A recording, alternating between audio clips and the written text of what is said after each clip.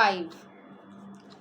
आज हम Bhagavad Gita chapter 14 the 3 modes of material nature के श्लोक 20 को कवर करने वाले हैं। रोज़ की तरह पहले मैं संस्कृत में श्लोक को पढ़ूंगी, उसकी इंग्लिश ट्रांसलेशन को देखेंगे और मीनिंग को समझेंगे। तो चलिए शुरू करते हैं।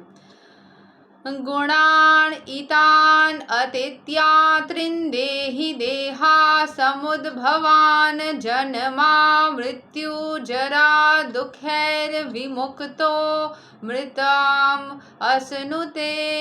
When the embodied being is being able to transcend these 3 modes of associated with the material body, he can become free from birth, death, old age and their distress and can enjoy nectar even in this life.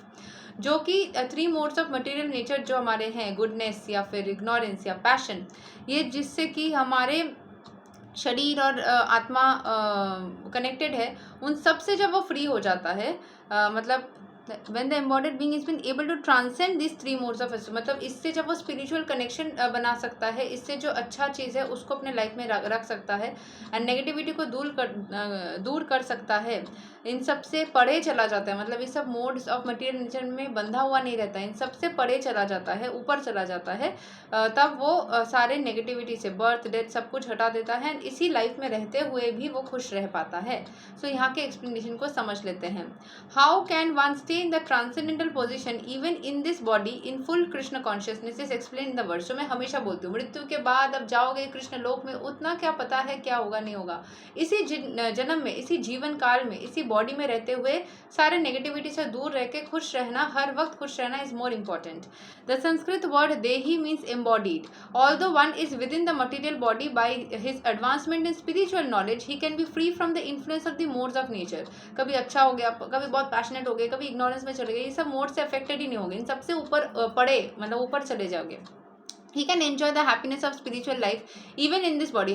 हालांकि mode of goodness is a very good mode, but वो भी मतलब किसी भी चीज़ का effect नहीं रहेगा, हमेशा ही आप अच्छे एनर्जी में रहोगे and after living this body he can certainly go to the spiritual sky, but even in this body he can enjoy spiritual happiness. In other words devotional service in Krishna consciousness is a sign of liberation from material entanglement. जो मैं पहले वाले chapters में भी बार बार समझाने की कोशिश करी थी, जहाँ पे इस बॉडी में रहते हुए हमें खुशी मिलेगी उसके ऊपर फोकस नहीं किया जा रहा था, बॉडी से निकल जाने के बाद में होगा वो बताया जा रहा था। ठीक है, सो उसका जो है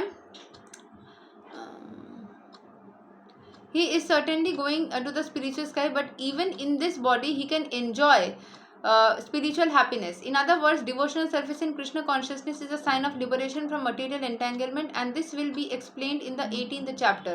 When one is freed from the influence of the modes of material nature, he enters into devotional service। जब भी वो सारे नेगेटिविटी से, एंटेंगलमेंट से, सब कुछ से खुद को पूरी तरीके से निकाल लेता है, तब वो डिवोशनल सर्विस में 100% दे पाता है। तो 100% में निकल जाऊँ, मेरे प्रॉब्लम्स खत्म हो जाए, उसके बाद मैं डिवोशनल सर्विस में आऊँगी, ऐसे बहुत लोग बोलते हैं।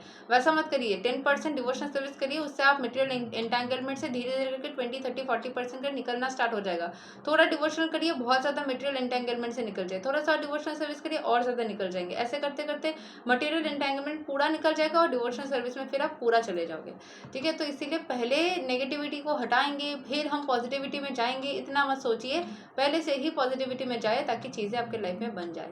यही तक है श्लोक number 20 of Bhagavad Gita chapter 14। अगले दिन हम श्लोक 21 को कवर करेंगे। तब तक के लिए हरे कृष्ण, राधे राधे, जय श्री राम।